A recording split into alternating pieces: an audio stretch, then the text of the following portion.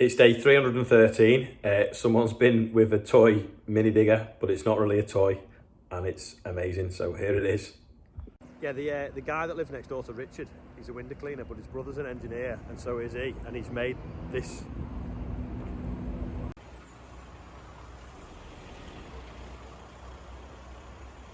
Oh, battery's finishing. Oh, the battery's flat? Battery's getting flat.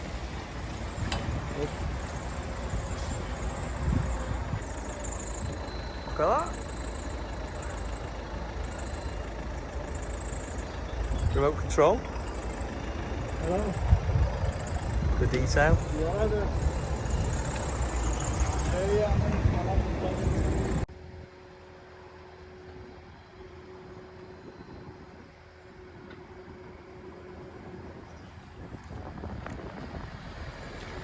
The little one's a bit quicker than the big one.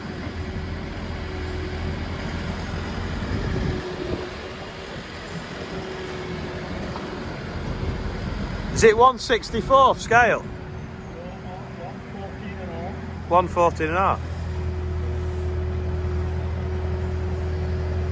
On and off here. Just lift that lid again for the hydraulic pump. Yeah, and then what? That's the tank. Yeah. And then the battery under where the engine is. Yeah, battery here. It's the engine is that. Or hydraulic pump is the engine. Tilt bucket as well. You see it? Yeah. You see the power? Yeah. And it's all metal. Yeah. That's what Asheville needs, isn't it? Every office should have one of them on the desk. That's it, the size of that one. Tilt bucket. See it? Yeah. The power. What do you think, Richard?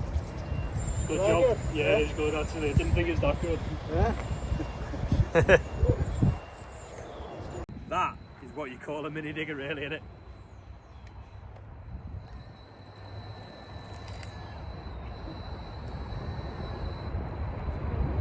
Detail of the cab. Oh my God. Get my phone, I sent. Isn't that amazing? Apparently you can buy them in Germany, but the plastic covers, whereas his are all metal, and the ones in Germany are about 15,000 euros, and he reckons he can make them for about 5,000 or 6,000 euros. So if you know anyone who wants a really cool remote control digger, then he can make you one. Or he's also made a little telehandler, which he's going to bring up and show us as well. Burlow's just been modified, Paul's on his way. Andrew's moving a bit of stone. My dad's loading the last bit of hay out, and that was the stuff that got a bit weathered, so that's going for cows. So just loading that up now. We'll empty this shed out and then we'll have room for when the combine comes. This light, airy shed stops rodents going in it. Bit of a traffic jam in the yard. Andrew's trying to get out with stone. I think you're going to have to tell him I've just told him not to fill the trailer as much. It's going to spill out. Andrew! Can't take that out like that, it's going to fall out. Sam's just loading straw now. For the riding school. Not much left though. Yeah, this is where we did the concrete the other day, but for some reason that one's sunk. So you can see the bit of steel sticking out. That was our depth gauge. So that's the pillar that's got the second plate on it to keep it level. And then all the others are perfect.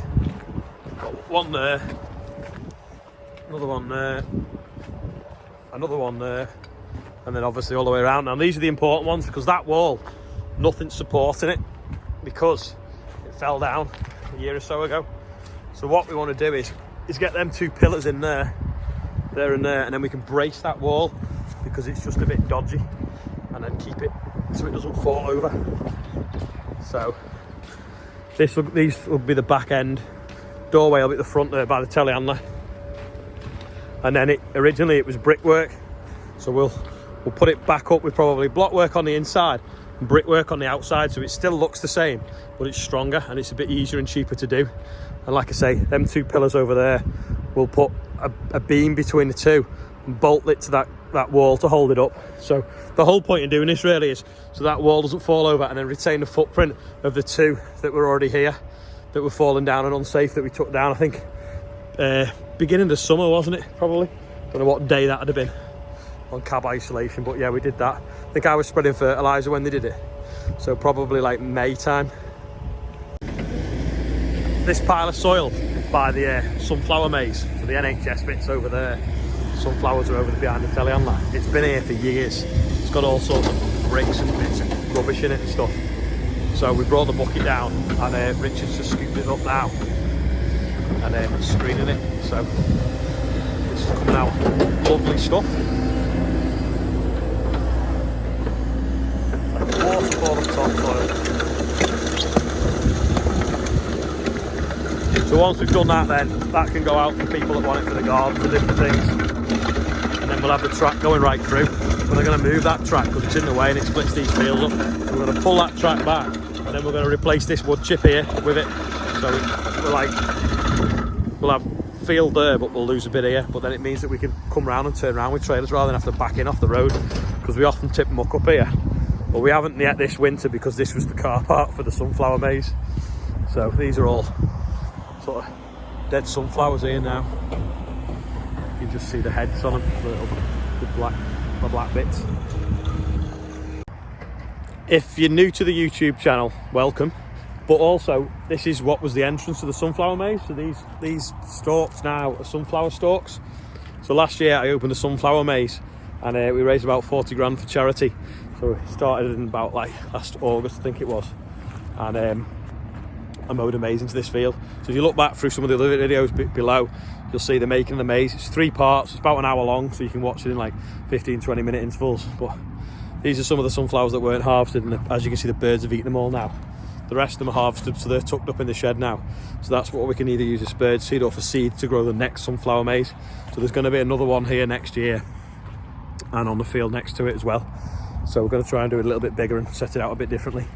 It won't be the only sunflower maze next year in the country, because I've had at least 7 or 8 people ringing me up asking me how to do it.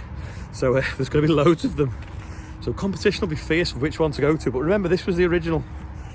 So, and obviously we've got the NHS up there. So again, that's back through the videos below. Just had a phone call about my combine. It was built this week, coming off as a production line this week. So it's probably going to take about 2 weeks, 3 weeks before it arrives here. So hopefully it'll arrive soon.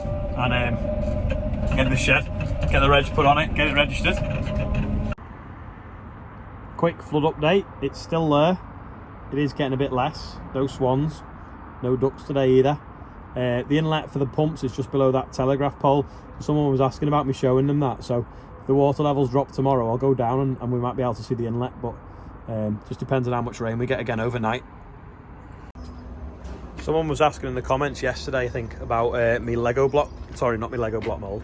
My concrete mould for the A blocks in the shed.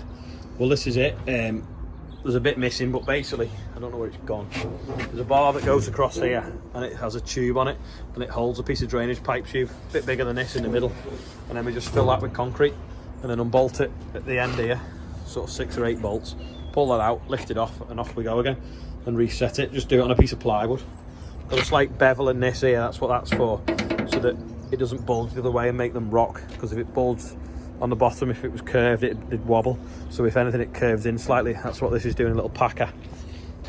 And then this far end is just a piece of box section, and then these screws tighten up these bolts here. It tightens that up, and that's about it really. Made out of standard size sheets, so you don't need to cut them to make them. And then it's just angle iron reinforcement down the sides. At the bottom, it's got double angle irons to give it a bit more strength, because that's where all the weight of the concrete is. On the top, it's just single. But it's dead simple. I think it took about 2 or 3 hours to make. But I don't know how many I've poured now. Probably about 30 or 40. And this is me Lego block mould that I made last summer. But I've not stripped it. We poured a lump in it a few weeks, well, a month or 2 ago. We've not stripped it yet. But the idea was to make more Lego blocks for stacking next to the A blocks. I think I made that in August. If you go back for the videos, you'll see the making of that. Yes, the answer to yesterday's quiz question is this. It is a pipe cleaner. So it screws on a big long pole, which is in here somewhere, and it cleans the tubes out of the boiler. So I think the boiler has about 120 tubes that are like that size, and if they build up with ash, this cleans them and scrapes them out. It takes about 2 hours to do it all, And if you hear that banging noise, which I can do manually on this computer, where are we? Manual control. Next page. If I go like this now, hear that? That's sending a blast of air down the tubes to clean them out. But if they block up or they build up over time, which they do a little bit, that's what we shove down it and clean it out. Sometimes you have to put it on a driller, like wind it through. That's what it screws onto, this thing here. Basically a big long hole, the whole length of the boiler. Clark and Bullman are fixing an air leak on the tractor, but they've serviced it as well. They've had to take the back wheel off to get the pipes. So they're just finishing it off now, hopefully. The size of that wheel. Pipe right in the back there.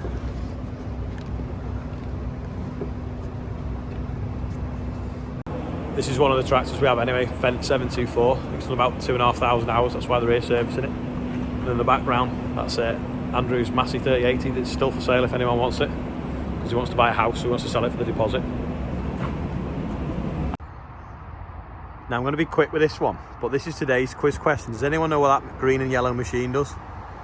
If you do, click like, or if you're guessing, just guess in the comments box. And maybe if you do know what it is, guess what tractor we put it on. Of course, anyone that's been watching it from the beginning, the lockdown learning, the Ollie blogs, whatever you want to call it, videos, they'll know what it is because they've seen it in action. But any of the new people that have started watching recently, they might not. So have a guess. This downspout fell off ages ago for Andrew's, just coming back up now with this cherry picker. It's on the last bracket now. Next week we'll try and do this one here because this one's been knocked off. They all just get knocked off when the lads are cleaning the yard up with a bucket. But when it rains, it's just water everywhere. It's one of them annoying jobs that's a wet day job because it's when you can't do anything else, but then you can't do it on a wet day because there's just water flowing at you and you get soaked. So it's like drizzling now, so it's just a little bit coming out the downspout. So like, quick, we'll get it done before it rains properly. Fast Track's back and it's still got the bubble machine on. I really do need to take it off and the rest of the lights. Just never get time.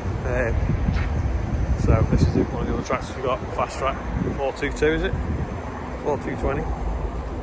Here's a wash as well. Yeah, this is the tractor had an air leak from new and it's just that O-ring there. It's just got a little bit of a nick in it, but it's a right pain to get at because it's right underneath the cab. He's managed to get in with taking the wheel off. So hopefully that should stop the airbags going down. Overnight, the airbag suspension, just by Sam's hat there, that one, loses its air in the cab. The cab sits back, and in the morning starts, don't you have to wait for the cab to rise and all the air brakes to build up before you can move it. So that will solve the problem. That's about it for day 313. So like I say, have a go with the quiz. Like, share, whatever. Subscribers seem to be growing, which is good because then it means I'm not wasting my time talking to myself on the phone and people are learning different things. So I'll see you all tomorrow. Oh, and don't forget there's a link for the virtual farm tour on yesterday's video, I think, in the bio.